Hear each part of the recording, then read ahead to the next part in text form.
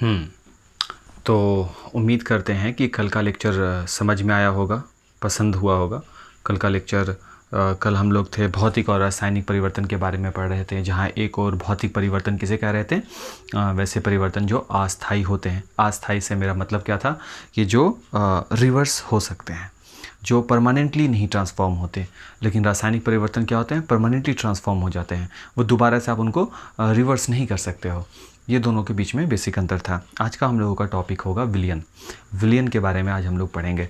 हम यहाँ लिख दिए हैं केमिस्ट्री क्लास 9 पदार्थों का वर्गीकरण अध्याय 2 और भाग है 4। 4 इसलिए क्योंकि आज चौथा ये दिन है इस चैप्टर का, इसलिए हम भाग 4 लिखे हैं। अब ये नहीं कि किताब में भाग 4 ढूंढना, ऐसा नहीं है। लॉकडाउन के बारे में तो मैसेज मिल ही गया होगा, मेरा वीडियो हम अपलोड कर ही दिए हैं तो देख ही लिए होंगे।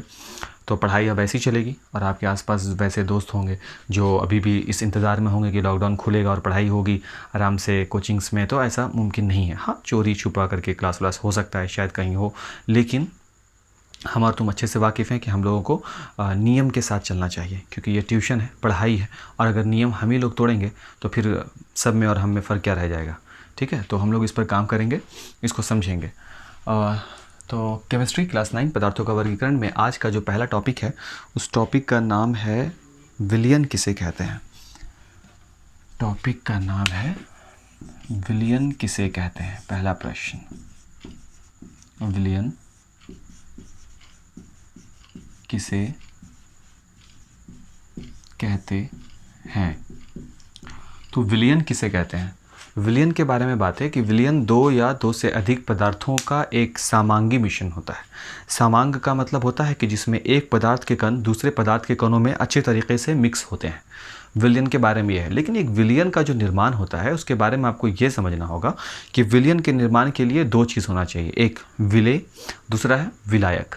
विलायक वो जो अपने अंदर घुलाने की क्षमता रखता हो, और विलेय वो जो दूसरे पदार्थ में डाला जा रहा हो। जैसे पानी और चीनी के मिश्रण में पानी जो है वो एक विलायक का रोल निभा रहा होता है। क्यों? क्योंकि वो अपने अंदर सामने वाले को घोल रहा है। घुलने वाला पदार्थ कौन है? चीनी। तो चीनी को हम कहेंगे विलेय। ये तो हुआ समझने वाली बात। लेकिन सही तरीके से अगर साइंटिफिकली कहा जाए तो ये कहा जा सकता है कि विलायक वैसे पदार्थ होते हैं, एक विलयन के बारे में बात करेंगे तो विलेय और विलायक में, उस विलयन में जिस पदार्थ की मात्रा ज़्यादा होती है, असल में विलायक वही हो जाता है। शरबत में चीनी जो पानी जो है वो विलायक का रोल निभाता है। बात समझ में आ रही है? तो हम लोग भी वही लिखने वाले हैं कि विलयन किसे कहते हैं। तो विलयन दो या दो से अधिक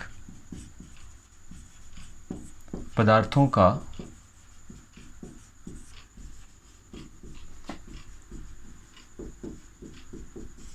समांगी मिश्रण होता है। ज़्यादा टाइम लॉस नहीं करेंगे इस सब टॉपिक पर, ठीक है ना।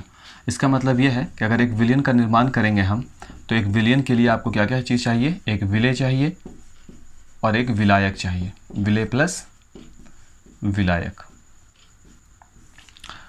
स्केच नहीं चल रहा है साफ से।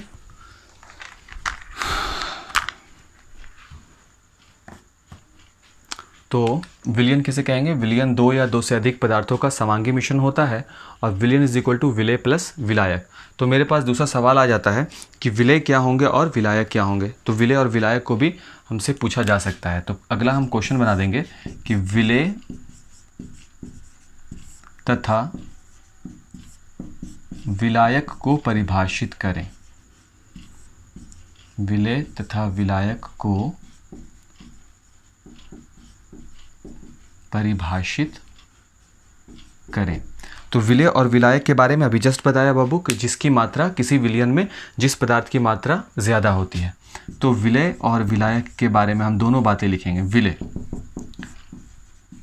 जिस विलयन में, स्केच क्यों ऐसा हो गया यार,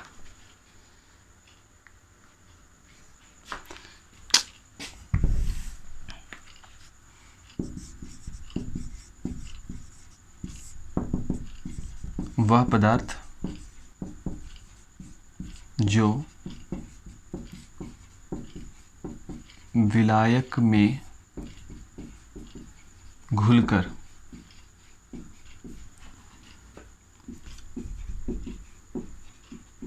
विलयन बनाता हो।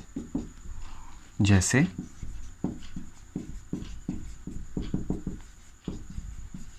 शरबत में चीनी विलेय है। उसके बाद आता है विलायक।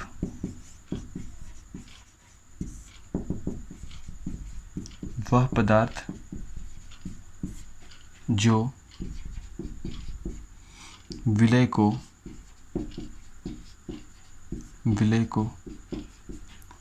घोलने की क्षमता रखता है।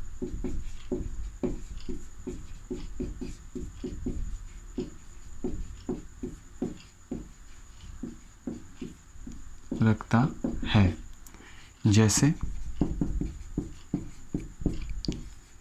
शरबत में पानी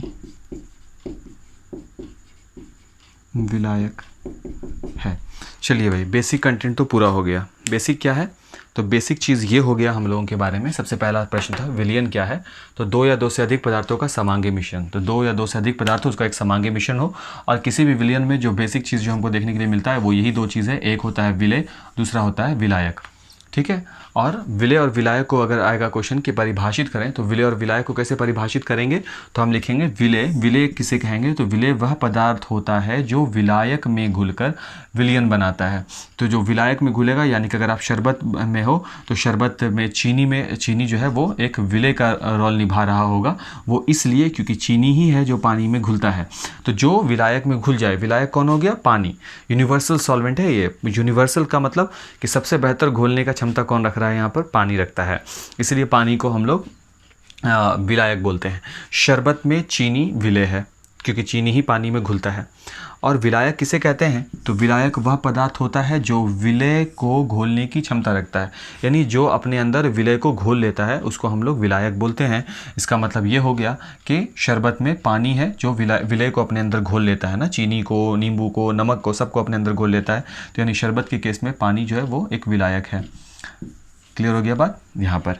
तो आप इसको नोट करेंगे, फिर हम लोग आगे बढ़ते हैं।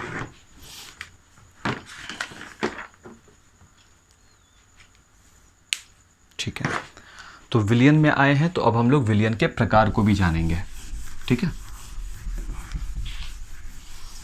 रात का 1 बज रहा है और हम वीडियो बना रहे हैं।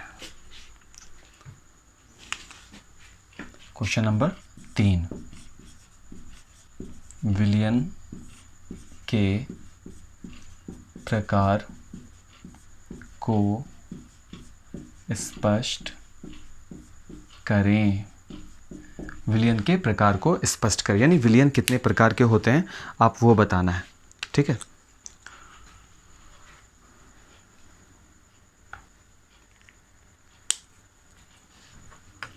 एक मिनट पानी पी लें।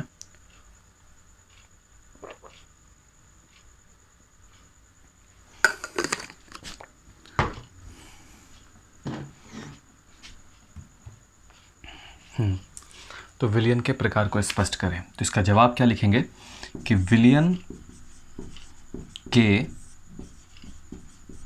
2 प्रकार हैं।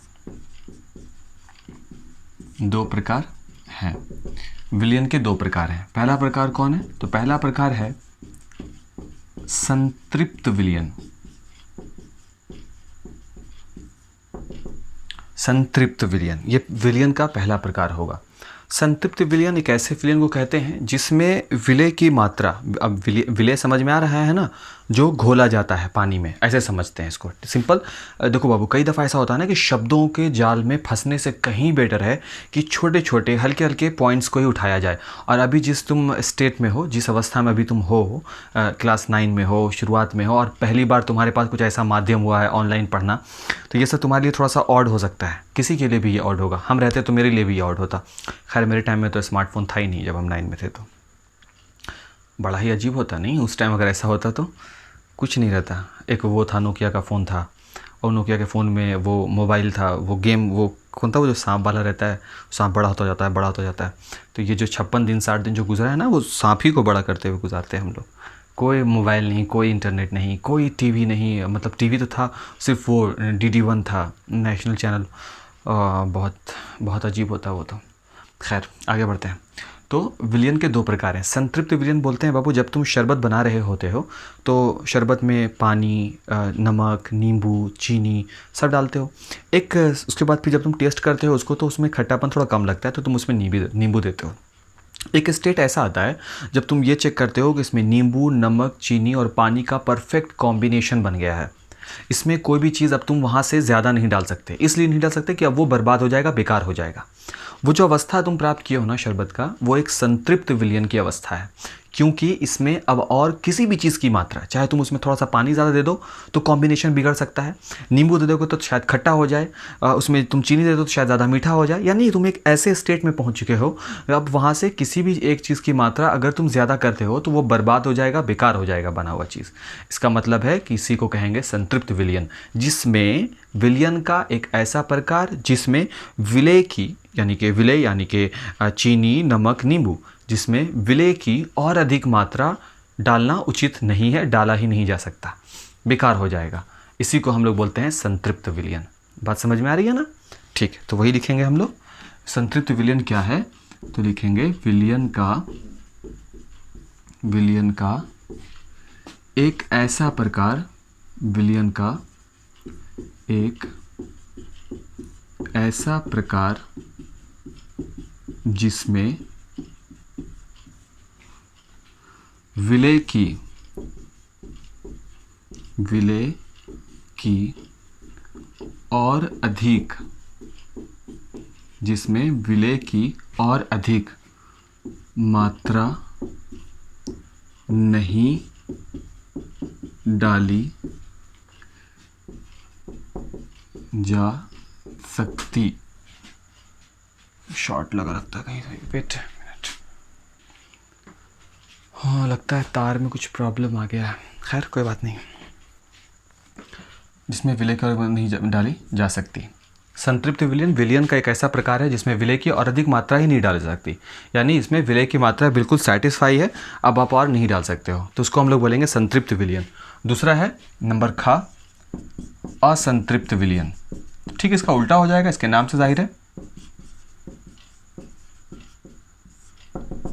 असंतृप्त विलयन, विलयन का एक ऐसा प्रकार है जिसमें विलेय की कुछ और मात्रा इसमें डाली जा सकती है, गुंजाइश है कि इसमें विलेय की और अधिक मात्रा डाली जा सकती है। तो इसके बारे में लिखेंगे कि विलयन का एक ऐसा प्रकार,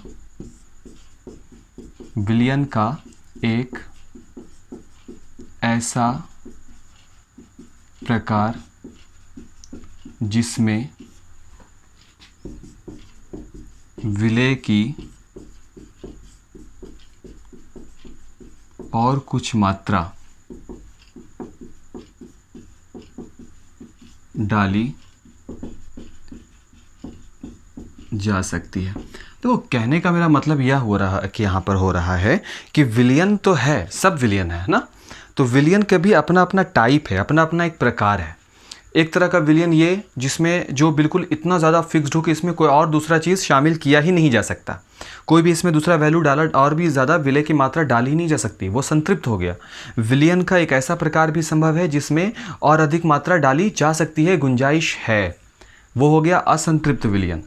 एक और होता है, वो है अति संतृप्त विलयन। अति संतृप्त विलयन बोलते हैं कि संतृप्त विलयन की अवस्था आप प्राप्त कर लिए। संतृप्त विलयन की क्या अवस्था है कि उसमें अब और मात्रा एकदम नहीं डाली जा सकती, बिल्कुल फिक्स्ड है सब चीज़, है ना। लेकिन अगर मात्रा डाल दें तो उस विलयन को क्या कहेंगे? तब उस विलयन को हम लोग बोलेंगे अति संतृप्त विलयन। हम यहाँ क्या दिखाएं? विलयन के दो प्रकार है, संतृप्त और असंतृप्त, दिखा दिया ना। लेकिन इसका ये मतलब बिल्कुल भी नहीं बाबू कि विलयन के 3 प्रकार हैं, वो आपका किताब दे रहा है इसके बारे में, तो हम लोग उसको अलग से एक क्वेश्चन ही बना देंगे कि अति संतृप्त विलयन क्या है। ध्यान से अगर इस क्वेश्चन को समझो कि विलयन के प्रकार को स्पष्ट करें तो विलयन के 2 प्रकार।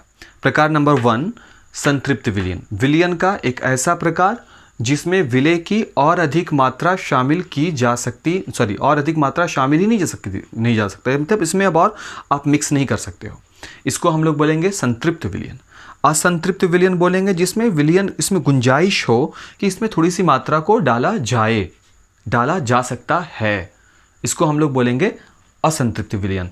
और जो नेक्स्ट क्वेश्चन हम लोग का बनेगा वो है अति संतृप्त विलयन। अति संतृप्त विलयन भी एक प्रकार का विलयन ही है। इसमें क्या होता है कि इसमें संतृप्त विलयन की स्थिति प्राप्त हो, अगर संतृप्त विलयन हो और अगर संतृप्त विलयन हो, संतृप्त के बारे में जानकारी आप यहाँ से लो। अगर विलयन संतृप्त हो और उसमें आप गलती से थोड़ा सा, संतृप्त का मतलब वो फिक्स्ड है शरबत के साथ, ठीक है ना, एकदम फिक्स्ड है, बेहतर बना हुआ है, लेकिन अगर आप गलती से उसमें थोड़ा सा नींबू और डाल दो, बिगड़ तो गया लेकिन थोड़ा सा नींबू और डाल दिए, तो भी तो ये विलयन है ना। तो इस विलयन को आप क्या बोलोगे? तो इस विलयन को हम लोग कहेंगे अति संतृप्त, जो मेरा नेक्स्ट क्वेश्चन है।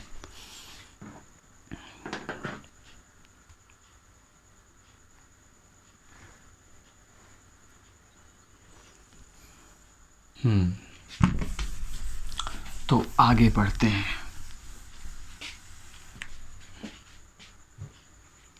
क्वेश्चन कितना हुआ था यार, याद तो नहीं है, चलिए हम सिर्फ क्यों लिख देते हैं। और प्रश्न बनेगा अति संतृप्त विलयन क्या है? अति संतृप्त विलयन।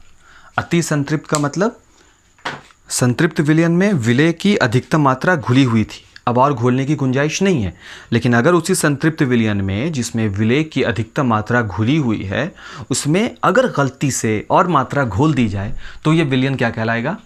अति संतृप्त विलयन। तो वही हम लोग लिख लें कि संतृप्त विलयन में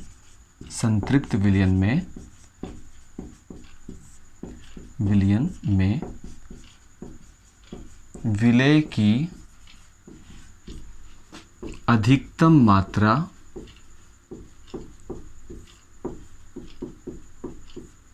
घुली होती है। संतृप्त विलयन में विलय की अधिकतम मात्रा घुली होती है। विलय की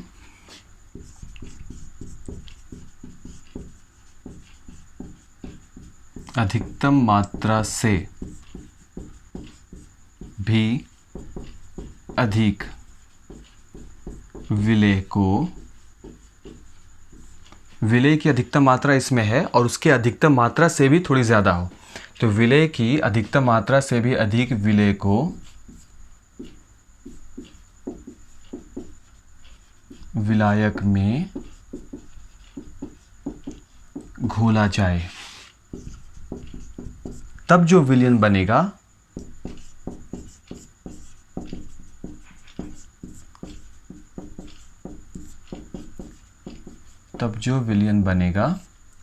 वो विलयन अति संतृप्त विलयन कहलाएगा।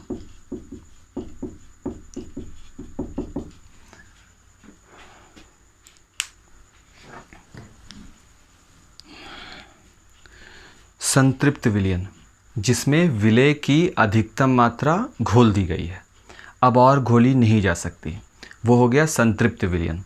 असंतृप्त विलयन जिसमें विलय की अधिकतम मात्रा नहीं घोली गई है, मतलब घोली जा सकती है, गुंजाइश है। अति संतृप्त विलयन, ये संतृप्त विलयन का एक प्रकार है। मतलब कि संतृप्त विलयन जिसको कहते हैं जिसमें विलय की अधिकतम मात्रा घुली हुई होती है, अगर उसी मात्रा को और बढ़ा दे उसी में, तो जो विलयन आपको प्राप्त होगा वो अति संतृप्त विलयन होगा। वही चीज़ हम लिखे हैं कि संतृप्त विलयन में विलय की अधिकतम मात्रा घुली हुई होती है।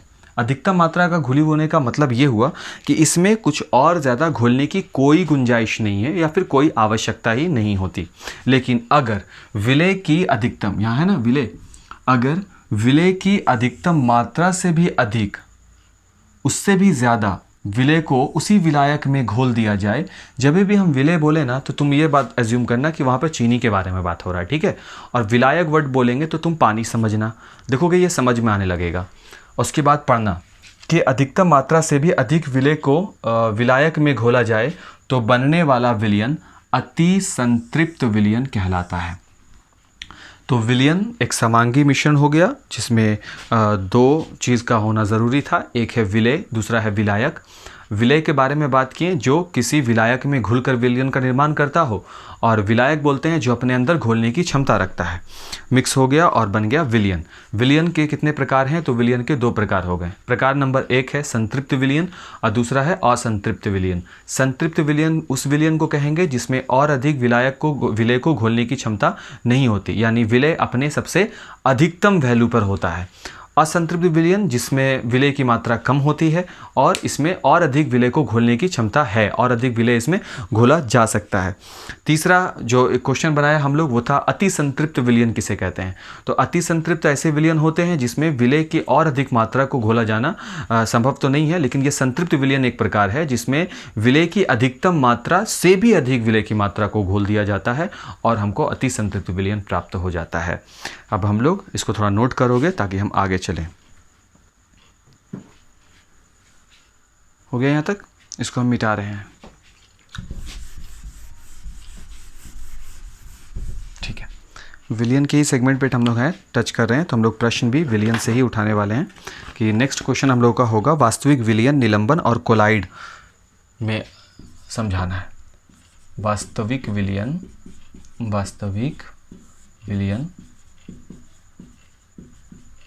कॉमा निलंबन कॉमा कोलाइड। कैसे लिखाता है भाई कोलाइड? कोलॉइड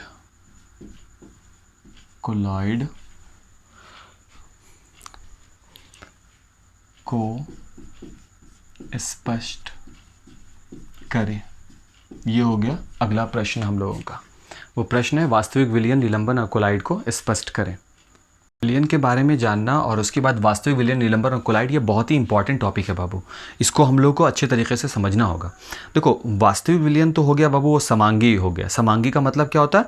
एक कण दूसरे कण में अच्छी तरीके से मिक्स है ना। एक ऐसा विलयन, तुम इसको ऐसे समझो कि इस विलयन में एकदम साफ है, सब कुछ एकदम क्लीन है, क्लीन माध्यम है ये, तो वो वास्तविक विलयन हो जाता है।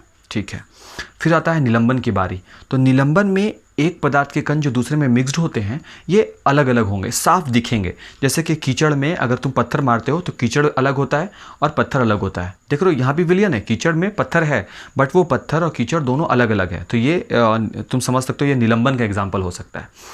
तो वास्तविक विलयन में कण जो है काफ़ी छोटे होते हैं, इतने छोटे होते हैं कि अगर तुम इससे प्रकाश की किरण को आर पार करोगे तो आसानी तरीके से बिना ही प्रकीर्णित हुए ये आर पार हो सकते हैं वास्तविक विलयन में। और जब निलंबन में तुम पहुंचते हो तो निलंबन में तुम ये देखते हो कि पदार्थ के कण वास्तविक विलयन के कंपैरेटिवली, वास्तविक विलयन की अपेक्षा थोड़े बड़े होते हैं। तो बड़े होने का मतलब इतने तो ज़्यादा ज़रूर हैं कि ये कण साफ अलग अलग दिखाई दे रहे हैं हमको। कोलाइड में जो होते हैं ना कण, जिसको हम लोग विलय भी बोल सकते हैं, जो कण होते हैं ये वास्तविक विलयन और निलंबन के बीच के होते हैं। मतलब कुछ हद तक ये दिखाई देंगे, कुछ हद तक ये दिखाई नहीं भी देंगे। मतलब इस तरीके से हम इसको समझ सकते हैं। तो वास्तविक विलयन, निलंबन और कोलाइड को उस माध्यम में मौजूद कणों की उपस्थिति के अनुसार ही परिभाषित किया जाता है। जैसे वास्तविक विलयन का अगर आएगा, let me change my pen, सबसे पहले मैं पेन को बदल लूँ। अगर वास्तविक विलयन का आएगा तो हम वास्तविक विलयन के बारे में क्या लिखें? तो हम लिखेंगे वास्तविक विलयन यह समांगी मिश्रण है। समांगी से तुम्हारा मतलब समझ में आ गया होगा, सब क्लियर हो गया। समांगी मिश्रण का मतलब होता है कण ऐसे होंगे जो दूसरे माध्यम के चीज, जो भी दूसरा वहां पर एलिमेंट होगा उसमें बहुत ही अच्छे तरीके से मिक्स होंगे, यानी विलय और विलायक एक दूसरे में अच्छे तरीके से मिक्स होगा, तो वो है वास्तविक विलयन। तो यह एक समांगी मिश्रण है जिसमें एक कण दूसरे में पूर्णता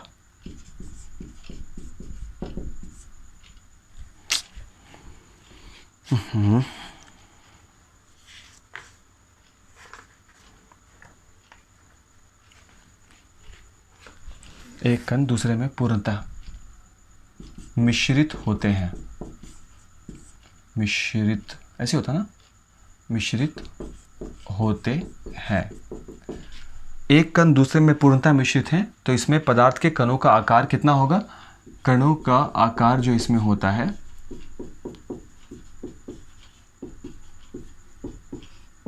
-8 से 10⁻⁻8 सेंटीमीटर से 10⁻⁻7 सेंटीमीटर तक हो सकता है। वास्तविक विलयन यह समांगी मिश्रण हो गया। इसमें कणों का आकार जो है 10⁻⁻8 से लेकर 10⁻�7 सेंटीमीटर तक होता है। तो इस इतने छोटे होने के कारण ही ये एक से दूसरे माध्यम में अच्छे तरीके से घुला, माइनस में है बाबू, यानी ये 1/10⁸ हो जाएगा, यानी बहुत ही छोटा हो जाएगा ना। तो ये बहुत ही छोटा होता है कणों का आकार। तो विलय इतना छोटा होता है जो विलायक में पूर्ण तरीके से मिश्रित होता है और इससे होकर प्रकाश की किरण आसानी से आर पार हो सकती है। ठीक है, तो दूसरा है पॉइंट निलंबन। यह विषमांगी है, यह विषमांगी पदार्थ जिसमें विलय के कण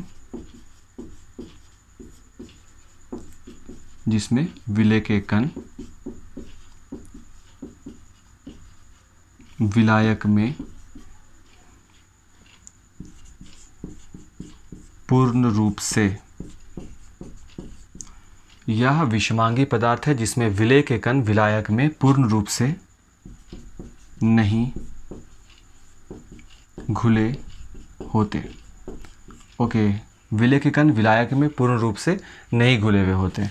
तो इसका हो जाएगा, कणों का आकार इसमें हो जाएगा 10⁻⁻6 -7 सेंटीमीटर से 10⁻⁻6 सेंटीमीटर कणों का आकार। देख लेते हैं, किताब एक बार चेक कर लें। निलंबन में कणों का व्यास 10⁻⁻5 सेंटीमीटर या उससे अधिक। ठीक, तो 10⁻⁻5 तो पूर्ण रूप से नहीं घुले होते हैं। और इसमें कणों का आकार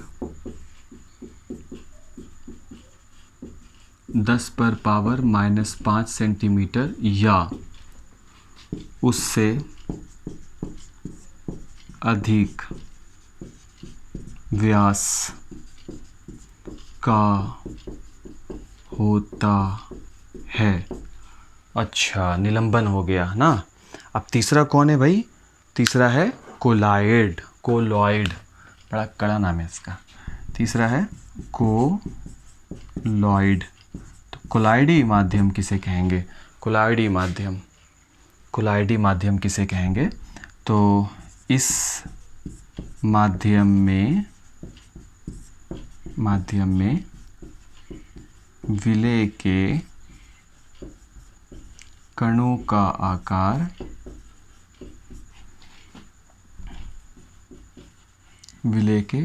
आकार वास्तविक विलयन और निलंबन के मध्य होता है। आकार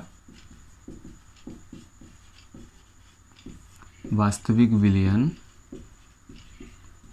तथा निलंबन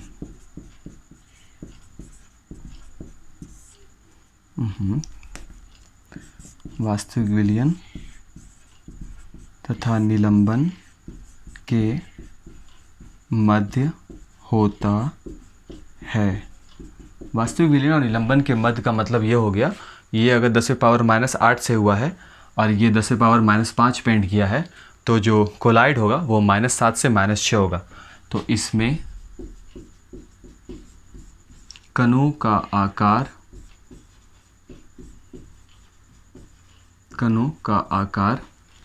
10⁻⁻7 सेंटीमीटर से 10⁻⁻6 सेंटीमीटर होता है।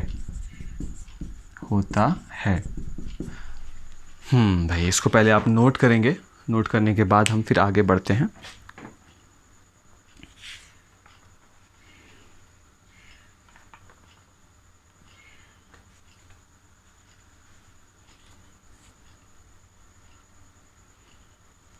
हो गया?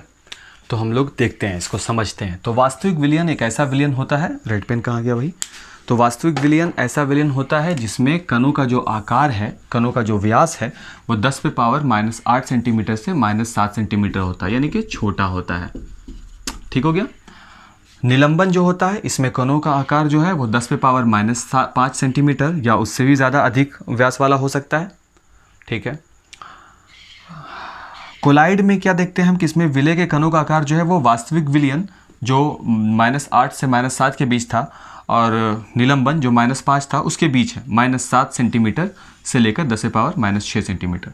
वास्तविक विलयन में हम जैसे मैं अगर लिखना चाहो तो तुम वास्तविक विलयन में लिख सकते हो, जैसे कि नमक, शोरा,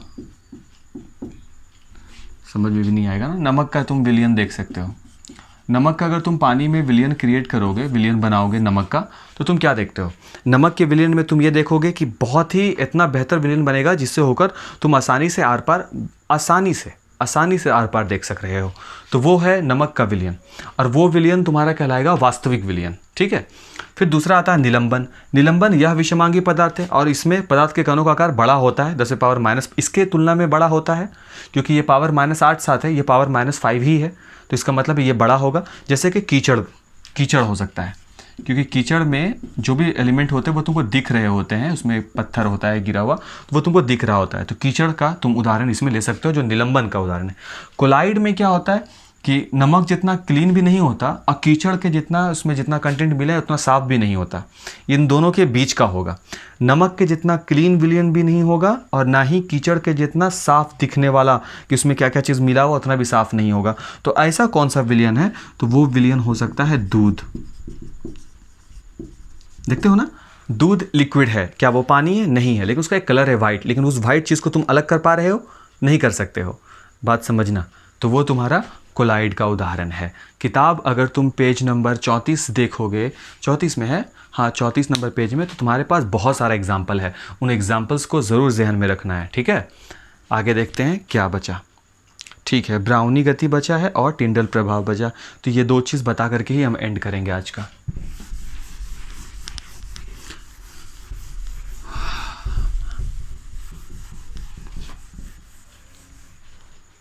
अगला क्वेश्चन नोट करेंगे।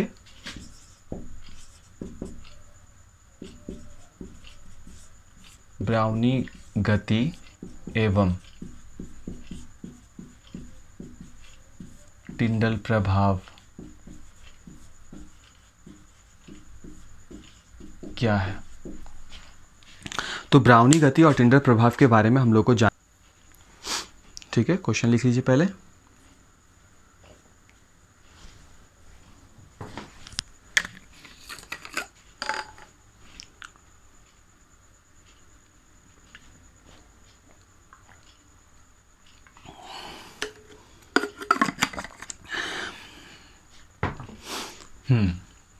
तो ब्राउनी गति भी जो है वो भी टिंडल प्रभाव से जुड़ा हुआ है, तो हम लोगों को ब्राउनी गति जो है वो कोलाइडी से जुड़ा हुआ है, तो हम उसके बारे में जानेंगे कि ब्राउनी गति जो होता है, ब्राउनी गति किसके लिए है? तो ब्राउनी गति जो है वो कोलाइड के बारे में भी पढ़े ना, कोलॉयडी कण की टेढ़ी मेढ़ी गति होती है, टेढ़ी मेढ़ी गति होती है। अच्छा, कोलाइडी कण जिसके बारे में अभी हम पढ़े, जो दूध का एग्जाम्पल हम लोग दिए थे कोलाइड में, उस ब्राउनी गति उसी में पाया जाता है। उस दूध के जो कण है उसके अंदर जो पार्टिकल्स हैं वो भी गति करते हैं, और जब वो गति करते हैं तो उनकी गति सीधी ना होकर टेढ़ी मेढ़ी होती है। और ये टेढ़ी मेढ़ी क्यों होती है, साइंस में सवाल हो जाएगा। तो टेढ़ी मेढ़ी ये इसलिए होती है क्योंकि ये जो कोलाइडी कण होते हैं ये विलायक के कण से टकराते हैं, टकराने के साथ ये अपने स्थान को बदल देते हैं। तो क्योंकि विलायक तो सभी जगह विद्यमान होता है ना, तो इसलिए ये टेढ़े मेढ़े अवस्था में दौड़ते हैं। तो हम उसी को लिख रहे हैं कि ब्राउनी गति किसे कहते हैं। तो ब्राउनी गति कोलाइडी कण की टेढ़ी मेढ़ी गति होती है जो विलायक के कणों से टकराकर उत्पन्न होती है। क्लियर हो गया बात। और दूसरा है टिंडल प्रभाव किसे कहते हैं। तो टिंडल प्रभाव भी वही है बाबू। टिंडल प्रभाव का मतलब है कि अगर तुम शीशा के एक ग्लास में दूध लो, कोलाइड, दूध भी एक कोलाइड है ना, उसी का एग्जाम्पल बोल लिया। दूध लो और उसके बाद और एक और शीशा का गिलास लो जिसमें तुम नमक का पानी लो। अब नमक के पानी वाला दोगे तो रोशनी तुम आर पार होते हुए देखोगे, लेकिन जब तुम दूध वाले गिलास पर जब लगाओगे ना वो टॉर्च जलाओगे या रोशनी दोगे तो तुम ये देखोगे कि रोशनी जो है वो स्कैटर हो रहा है, यानी छितरा रहा होता है। इसको हम लोग बोलते हैं साइंस में प्रकीर्णित होना। तो अगर प्रकाश की किरणें प्रकीर्णित हो रही होती हैं तो वो कहलाता है टिंडल प्रभाव। तो प्रकीर्णित होने की जो क्रिया है उसी को हम लोग बोलेंगे टिंडल प्रभाव। ध्यान से समझ रहे हो इस चीज़ को। तो जब किसी कोलाइडी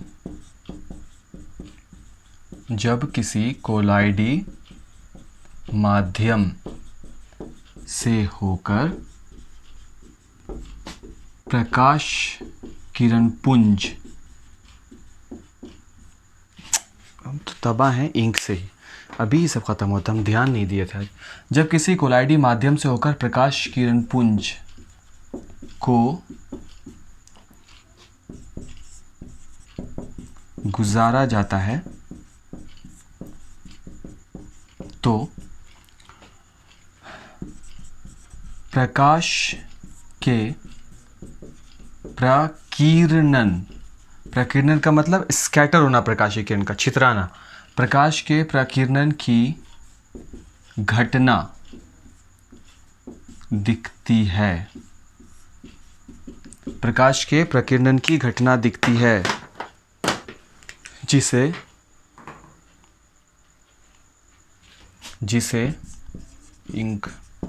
जिसे टिंडल प्रभाव कहते हैं।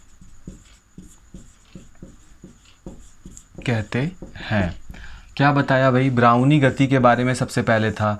तो ब्राउनी गति कोलाइडी कण की टेढ़ी मेढ़ी गति होती है, और कोलाइडी कण का टेढ़ा मेढ़ा चलने का मूल कारण यह है कि ये विलायक के कण से टकराकर टेढ़ा मेढ़ा उत्पन्न होता है। ठीक है, ब्राउनी गति यानी टेढ़ी मेढ़ी गति जो है वो विलायक के कण से टकरा कर उत्पन्न होती है। ठीक है ना।